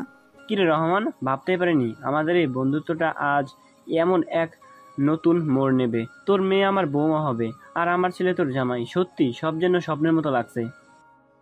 আরে আমি তো সেই ছোটবেলা থেকেই জানতাম আমাদের ছেলে মেয়েদের মধ্যে একটা যোগসূত্র তৈরি হবে। নাহিদ যখন লামিসাকে ভার্সিটিতে আনা নেওয়া শুরু করলো, তখনই আমার কেমন যেন একটা আঁচ লাগছিল। ভাগ্যিস তোর ছেলে জেদি আছে, না হলে তো লামিসাকে রাজি করানো মুশকিল হতো। ভাবি, লামিসা কেমন আছে? ওর মনটা কি একটু শান্ত হয়েছে? বেচারি অনেক কিছুর মধ্যে দিয়ে গেছে। কি আর বলবো ভাবি, মেয়েটা তো প্রথম দিনই রাজি হচ্ছিল না। ওর মনের কষ্টটা তো আমরা জানি, কিন্তু আপনাদের নাহিদ জেদ আর ভালোবাসা দেখে এখন মনে হচ্ছে লামিসা ঠিকই মানিয়ে নেবে। ও নাহিদের মতো একটা ভালো ছেলেই পাবে, এটা আমাদের ভাগ্য। হ্যাঁ রে, নাহিদ ছেলেটা সত্যিই খাঁটি সোনা। লামিসার অতীতে যে কষ্ট ছিল সেটা জেনে শুনেও ও লামিসাকে ছাড়তে চায়নি। এমন ছেলে আজকালকার দিনে মেলা ভার। আমি তো নিশ্চিত নাহিদ লামিসাকে অনেক সুখে রাখবে। সে তো রাখবেই। আমার ছেলে তো আর যে সে ছেলে নয়, তবে লামিসাও খুব লক্ষ্মী মেয়ে। ওর নীরবতা দেখে মনে হয় ওর ভিতরে অনেক গুণ আছে, আর আমাদের নাহিদ তো ওকে ঠিকই হাসি খুশি করে তুলবে। ঠিক বলেছেন ভাইজান, আমাদের নাহিদ লামিসার সব দুঃখ কষ্ট ভুলিয়ে দেবে। আপনারা চিন্তা করবেন না, লামিসা এখন আমাদের বাড়ির মেয়ে। তাদের চোখে মুখে তখন এক নতুন স্বপ্ন, এক নতুন আশার আলো। এই কথোপকথন যেন দুই পরিবারের মধ্যকার সম্পর্ককে আরও গভীর করে তোলে এবং তারা ভবিষ্যতের দিকে এক নতুন বন্ধনে আবদ্ধ হওয়ার অপেক্ষায় থাকে। দেখতে দেখতে বিয়ের দিন ঘনিয়ে আসে। আজ গায়ে হলুদ, কাল বিয়ে। দুই বাড়িতেই উৎসবের শেষ মুহূর্তের ব্যস্ততা। রং বেরঙের বাতি, ফুলের সাজ আর অতিথিদের আনাগোনায় প্রতিটি কোণায় যেন আনন্দের ঢেউ। গায়ে হলুদের অনুষ্ঠানের কিছুক্ষণ আগে নাহিদ আর থাকতে না পেরে লামিসার বাড়ির দিকে রওনা দেয়। সবার অলক্ষ্যে সে লামিসার রুমে চলে যায়। লামিসা তখন সেজেগুজে হলুদের সাজে প্রস্তুতি নিচ্ছিল। লামিসা আয়নার সামনে বসে চুল ঠিক করছিল। নাহিদ হঠাৎ আগমন দেখে সে চমকে ওঠে। কি ব্যাপার, তুমি এখানে কি করছো? এখন তো তোমার বাড়িতে গায়ে হলুদ। ও হো হো হো, বউ রাগ করেছে নাকি? আমি তো এসেছি আমার হবু বউ কেমন লাগছে সেটা দেখতে, কিন্তু তুমি তো আমাকে ঘরে ঢুকতেও দিচ্ছ না। একদম ফাজলামো করবে না, যাও এখান থেকে। এখন কেউ দেখলে কি ভাববে? কি আর ভাববে? ভাববে যে বর এসেছে তার হবু বউকে দেখতে। আর তাছাড়া আজ তো আমাদের গায়ে হলুদ, একটু দুষ্টামি না করলে কি চলে? তোমার এই গোলাপি ঠোঁটগুলো দেখলে আমি নিজেকে ধরে রাখতে পারি না। তার উপর তুমি আবার লিপস্টিক দিয়েছো, আমি তো শেষ। লামিসা নাহিদের কথা শুনে কিছুটা অপ্রস্তুত হয়ে যায়, কিন্তু তার মুখে কোনো হাসি ফোটে না। সে শুধু নাহিদের দিকে একবার তীক্ষ্ণ দৃষ্টিতে তাকায়। নাহিদ, ফালতু কথা বলবে না, যাও এখান থেকে। এখন যদি বাবা মা দেখে ফেলে তাহলে খুব খারাপ হবে। এমনিতেই আমার জীবনটা শেষ করে দিয়েছো, আর কি চাও? আরে বাবা, এত রাগ কেন? গায়ে হলুদে তো একটু খুশি খুশি থাকতে হয় নাকি? আমার তো মনে হচ্ছে তুমি এখনো আমাকে সহ্য করতে পারছো না। আর একটু এগিয়ে এসে লামিসার কাঁধে হাত রাখান ভান করে লামিসার সঙ্গে সঙ্গে নাহিদের হাত সরিয়ে দেয়। তার চোখে তখনও বিরক্তি আর এক ধরনের দূরত্ব স্পষ্ট। নাহিদ, তুমি সীমা অতিক্রম করছো, দয়া করে যাও। লামিসার এমন আচরণে নাহিদের মনটা কিছুটা দমে যায়। সে বলছে লামিসা এখনও তার অতীত থেকে পুরোপুরি বের হয়ে আসতে পারেনি। তার রাগ, তার হতাশা এখনও লামিসাকে ঘিরে রেখেছে। নাহিদ একটা দীর্ঘশ্বাস ফেলে। ঠিক আছে, আমি যাচ্ছি, কিন্তু একটা কথা মনে রেখো, আমি তোমার জন্য সব কিছু করতে রাজি। তোমার মুখে হাসি ফোটানোর জন্য আমি সব চেষ্টা করব। নাহিদ আর কিছু না বলে লামিসার রুম থেকে বেরিয়ে যায়। লামিসা আয়নার সামনে বসে নাহিদের চলে যাওয়ার শব্দ শোনে, কিন্তু ঘুরে তাকায় না। তার মুখে তখনও সেই নিস্পৃহ ভাব। নাহিদের মনটা কিছুটা ভরাক্রান্ত হয়, কিন্তু তার জেদ আরও বেড়ে যায়। সে জানে এই পথটা সহজ হবে না, কিন্তু লামিসার মন জয় করার তখন তার জীবনের একমাত্র লক্ষ্য। অবশেষে সেই দিনটি চলে আসে, নাহিদ আর লামিসার বিয়ের দিন। সকাল থেকেই দুই বাড়িতে সাজ সাজ রব। একদিকে সানাইয়ের সুর, অন্যদিকে অতিথিদের আনাগোনা। উৎসবের এক ভিন্ন মেজাজ চারপাশে। ইসলামিক নিয়ম অনুসারে বিয়ের সকল কার্যক্রম শুরু হয়। কাজী সাহেব আসেন, দোয়া দরুদ পড়ানো হয়। লামিসাকে যখন কবুল বলার জন্য জিজ্ঞেস করা হয়, তখন তার চোখে মুখে কোনো অনুভূতি ছিল না। সে শুধু নিস্পৃহভাবে মাথা নাড়িয়ে সম্মতি জানায়। নাহিদের মনে তখন মিশ্র অনুভূতি। একদিকে লামিসাকে নিজের করে পাওয়ার আনন্দ, অন্যদিকে তার মুখের এই ভাবলেসহীনতা দেখে এক অব্যক্ত কষ্ট। নাহিদকে যখন কবুল বলার জন্য বলা হয়, সে এক মুহূর্ত দেরি না করে দৃঢ় কণ্ঠে 3 বার কবুল বলে দেয়। তার চোখে তখন লামিসার প্রতি গভীর ভালোবাসা আর তাকে সুখে রাখার সংকল্প। বিয়ের কার্যক্রমে ফাঁকে ফাঁকে পরিবারের সদস্যরা আর নাহিদের বন্ধুরা একে অপরের সাথে গল্প করছিল। ভাবি, লামিসাকে কেমন যেন লাগছে, ওর মুখে কোনো হাসি নেই। মন খারাপ করবেন না ভাবি, মেয়েটা এত বড় একটা ঘটনার মধ্যে দিয়ে গিয়েছে। ওর জন্য একটু সময় লাগবে, দেখবেন নাহিদের ভালোবাসা ও ঠিক সব ভুলে যাবে। রহমান, দেখলি তো, তোর মেয়ে তো আমার ছেলের জেদের কাছে হার মানলো। আমার ছেলে ওর স্বপ্নের রাজকন্যাকে পেল। সে তো অবশ্যই, তবে তোর ছেলের ভালোবাসাটাও তো কম নয়। এমন ভালোবাসা থাকলে যে কোনো পাথরও গলে যায়। এইদিকে নাহিদের বন্ধুরা তো আনন্দে আত্মহারা। তারা নাহিদের দিকে তাকিয়ে হাসাহাসি করছে। কি রে দোস্ত, ফাইনালি তো তোর স্বপ্নের রাজকন্যাকে পেয়ে গেলি। এখন বুঝি আর বাইকের পেছনে শুধু বউকে বসানোর বাহানা থাকবে না? আরে এখন তো ভাবিকে নিয়ে হানিমুনে যাবে, তারপর তো আর আমাদের পাত্তা দিবে না। দোস্ত, দেখছিস না ভাবে এখনো কেমন গম্ভীর হয়ে আছে? তোর আজ রোমান্সের কি হবে? ধুর, তোরা চুপ কর তো। ওর মন জয় করা এত সহজ নয়, ওকে আমার বোঝাতে হবে সব। তোরা চুপ থাক। বিয়ের রীতিনীতি অনুযায়ী নাহিদ তখন লামিসার হাত ধরেছিল। লামিসা এক ঝটকায় হাত সরিয়ে নেয়। নাহিদের মুখে তখন একরাশ কষ্ট ফুটে ওঠে, কিন্তু সে নিজেকে সামলে নেয়। সে জানে এই পথটা কতটা কঠিন হবে, কিন্তু সে প্রস্তুত। লামিসার মনে তখন এক মিশ্র অনুভূতি। একদিকে পরিবার আর সমাজের চাপ, অন্যদিকে অতীতের ভয় আর অবিশ্বাস। সে নাহিদের দিকে ফিরেও তাকায় না। তার মন তখন শুধু একটাই চিন্তা, আমার জীবনে কি আর কখনো আনন্দ ফিরে আসবে? আমি কি পারবো নাহিদকে ভালোবাসতে, নাকি আমার অতীত আমাকে চিরতরে আঁকড়ে ধরে রাখবে? তার চোখের কোণে তখন এক ফোঁটা জল চিকচিক করে ওঠে, যা কেউ দেখতে পায় না। বিয়ের সকল কাজ শেষে রাত গভীর হলে নাহিদ বাসর ঘরে প্রবেশ করে। ঘরের মৃদু আলোয় লামিসা একটি লম্বা ঘোমটা দিয়ে খাটে বসেছিল। নাহিদ ধীর পায়ে এগিয়ে গিয়ে লামিসার সামনে বসে। তার চোখে গভীর ভালোবাসা আর একরাশ আশা। নাহিদ যখন লামিসার হাত ধরতে যাবে, তখনই লামিসা হাত সরিয়ে নেয়। কি হয়েছে লামিসা, তুমি এমন চুপ করে আছো কেন? না নাহিদ, আমি তোমাকে স্বামীর অধিকার দিতে পারবো না। তুমি আমাকে আমার ইচ্ছার বিরুদ্ধে গিয়ে বিয়ে করেছো। আমি এই বিয়েতে রাজি ছিলাম না। তুমি কি বলছো না আমি আর কাউকে ভালোবাসতে পারবো না? আমার পক্ষে এটা সম্ভব নয়। তুমি কেন এমন করলে? কেন আমাকে জোর করলে? লামিসা প্লিজ, এভাবে বলো না। আমি জানি তোমার মনে অনেক কষ্ট, অনেক ভয়। আমি তোমাকে জোর করে বিয়ে করিনি লামিসা। তুমি তো জানো আমাদের বাবা মায়েরা এই সম্পর্কটা চেয়েছেন, আর আমার ভালোবাসাটা হয়তো তোমাকে রাজি করাতে পারিনি। আমি হয়তো তোমাকে বোঝাতে পারিনি, কিন্তু আমি তোমাকে ভালোবাসি লামিসা। তুমি আমার স্বপ্নের রাজকন্যা। আমি তোমার সব কষ্ট ভুলিয়ে দিতে চাই। আমাকে একটা সুযোগ দাও লামিসা। আমি তোমাকে কোনো দিন কষ্ট দেব না, কোনো দিন তোমার চোখের জল ফেলতে দেব না। শুধু আমাকে তোমার পাশে থাকার অনুমতিটুকু দাও। নাহিদ, তোমার কথাগুলো আমার কাছে গুরুত্বহীন। আমি তোমার সাথে থাকতে চাই না। আমাকে আমার মতো থাকতে দাও। তুমি এখান থেকে চলে যাও। আমি তোমার সাথে এক ছাদের নিচে থাকতে পারবো না। তুমি বোঝো না আমার কষ্টটা? আমি যে কাউকে বিশ্বাস করতে পারি না। লামিসা, তোমার এই কথাগুলো আমার বুকে তীরের মতো বিঁধছে। তুমি জানো না আমি তোমাকে কতটা ভালোবাসি। সেই ছোটবেলা থেকে আমি তোমার মুখটা স্বপ্নে দেখেছি, তোমাকেই খুঁজে বেরিয়েছি। তুমি আমার সব স্বপ্ন, আমার সব অস্তিত্ব। তোমার এই নীরবতা তোমার এই প্রত্যাখ্যান আমি সহ্য করতে পারছি না। তোমার সব কষ্ট, সব আঘাত তুমি আমার উপর দিয়ে দাও, আমি সেগুলো বয়ে বেড়াবো, তবুও তোমাকে ছেড়ে যাব না। আমি তোমাকে জোর করে স্বামী হিসেবে মেনে নিতে বলছি না, শুধু আমাকে তোমার পাশে থাকার সুযোগটা দাও। আমাকে বন্ধু হিসেবে, একজন বিশ্বাসী মানুষ হিসেবে তোমার পাশে থাকতে দাও।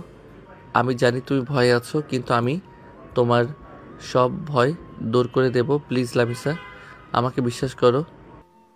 নাহিদ তখন লামিসাকে আর কিছু বলার সুযোগ না দিয়ে খাট থেকে একটি বালিশ নিয়ে সোফায় শুয়ে পড়ে। Good night. আর সরি, আমি আপনাকে জোর করে বিয়ে করেছি, পারলে আমাকে ক্ষমা করে দিয়েন। নাহিদ সঙ্গে সঙ্গে ঘুমিয়ে পড়ে। লামিসা তখনও থমকে বসেছিল। নাহিদের সেই কথাগুলো এখনও তার কানে বাজছিল।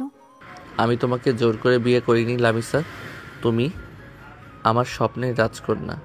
তোমার সব কষ্ট, সব আঘাত তুমি আমার উপর দিয়ে দাও।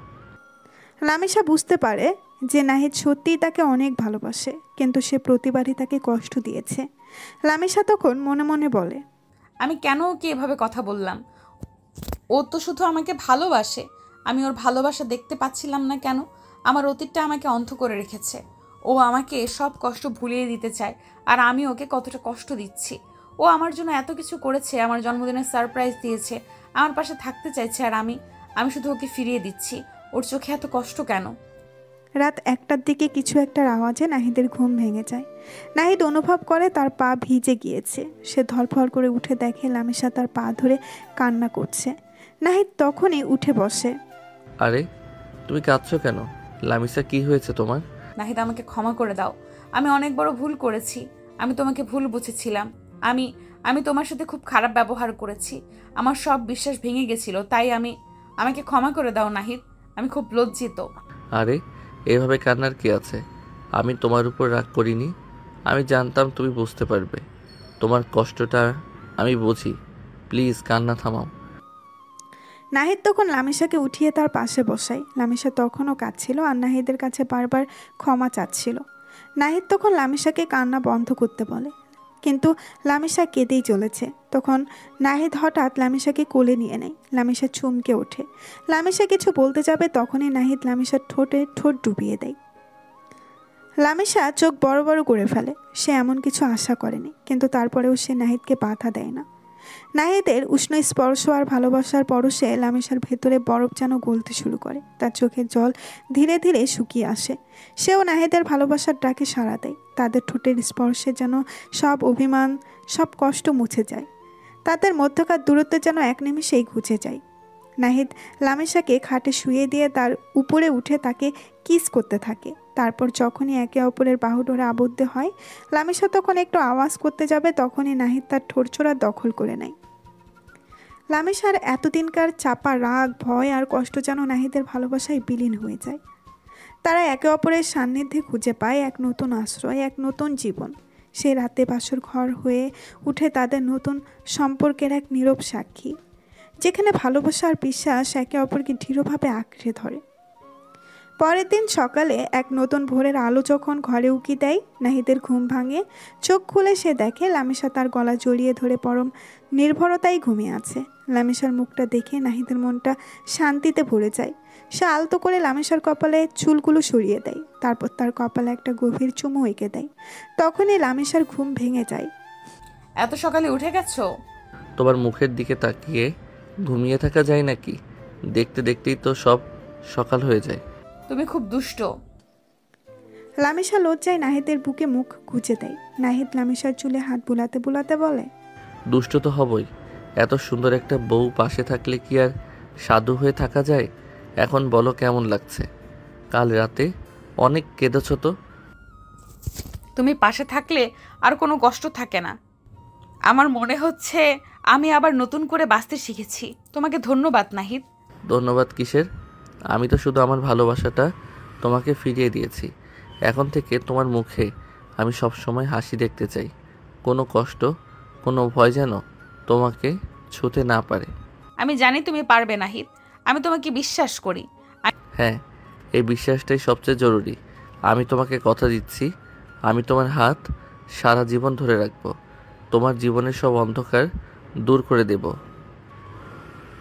আমরা একসাথে পথ চলব, একে অপরের শক্তি হয়ে। আমি তোমার সাথেই থাকতে চাই নাহিদ, সব সময়। তাদের চোখে তখন নতুন স্বপ্নের আলো। বাসর রাতে ভুল বোঝাবুঝি, কষ্ট আর দীর্ঘশ্বাসের পর এই সকালটা যেন তাদের জীবনে এক নতুন অধ্যায়ের সূচনা করে। নাহিদের দৃঢ় ভালোবাসা আর লামিসার ভেঙে যাওয়া বিশ্বাসকে আবার জোড়া লাগানোর ক্ষমতা তাদের সম্পর্ককে এক অন্য মাত্রায় পৌঁছে দেয়। তারা একে অপরের সান্নিধ্যে আরও কিছুক্ষণ কাটিয়ে দেয়। হালকা হাসাহাসি, খুনছুটি আর ভালোবাসার সংস্পর্শে তাদের নতুন জীবনের প্রথম সকালটা আরও মধুময় হয়ে ওঠে। নাহিদের বুকে মাথা রেখে লামিসা তার জীবনের সব ভয় আর অনিশ্চয়তাকে ভুলে এক নতুন ভবিষ্যতের স্বপ্ন দেখতে শুরু করে। দর্শক, আজকের গল্পটি আমাদের অনেক কিছু শেখার। ভালোবাসার গভীরতা বয়স বা অতীতের অভিজ্ঞতা দিয়ে মাপা যায় না। আসল ভালোবাসা ধৈর্য, বিশ্বাস আর বোঝাপড়ার মাধ্যমেই গড়ে ওঠে। জীবনের কঠিন অভিজ্ঞতা মানুষকে কঠোর করলেও প্রকৃত ভালোবাসা সেই কষ্ট দূর করে নতুন করে বাঁচতে শেখায়। জেদ ও আত্মবিশ্বাস থাকলে যে কোনো কঠিন পরিস্থিতিতেও জয়ী হওয়া সম্ভব। সম্পর্ক ভাঙলে সব পুরুষের উপরই বিশ্বাস হারানো ঠিক নয়। ভালো মানুষের অস্তিত্ব সবসময় থাকে। পরিবারের সমর্থন এবং বিশ্বাস সম্পর্কে ভেতরে আরও মজবুত করে তোলে। পাশের বাড়ির রাগে মেয়ের মিষ্টি ভালোবাসার গল্পটি নাহিদ ও লামিসায় ভালোবাসা এক আবেক্ষণ চায়নি, যেখানে নাহিদ তার স্বপ্নের রাজকন্যা লামিসাকে খুঁজে পায়। লামিসার জীবনের এক ভয়াবহ অতীত তাকে নীরব ও অবিশ্বাসী করে তোলে, কিন্তু নাহিদের অক্লান্ত চেষ্টা, দৃঢ় আত্মবিশ্বাস আর নিঃস্বার্থ ভালোবাসা ধীরে ধীরে লামিসার মনের সব বাধা ভেঙে দেয়। তাদের সম্পর্ককে প্রমাণ করে যে প্রকৃত ভালোবাসা সব বাধা অতিক্রম করে জীবনের নতুন অর্থ ফিরিয়ে আনতে পারে। এই গল্পটি বিশ্বাস, ধৈর্য এবং ভালোবাসার জয়কে তুলে ধরে। প্রিয় দর্শক, আমাদের গল্পটা কেমন লাগলো? নাহিদ আর আমার ভালোবাসার এই পথ চলা আপনাদের মন ছুঁয়ে গেছে তো? আমার বিশ্বাস আমার কষ্ট আর নাহিদের ভালোবাসার জেদ হয়তো আপনাদের কিছুটা হলেও শেখাতে পেরেছে। আপনাদের অনুভূতিগুলো কমেন্ট করে জানান। গল্পটা ভালো লাগলে সবাই লাইক দিন, বন্ধুদের সাথে শেয়ার করুন। আর এমন আরও সুন্দর সুন্দর গল্প পেতে আমাদের চ্যানেলটি সাবস্ক্রাইব করে পাশে থাকুন। আপনাদের ভালোবাসা আমাদের এগিয়ে চলার অনুপ্রেরণা। সবাইকে ধন্যবাদ। সমাপ্ত।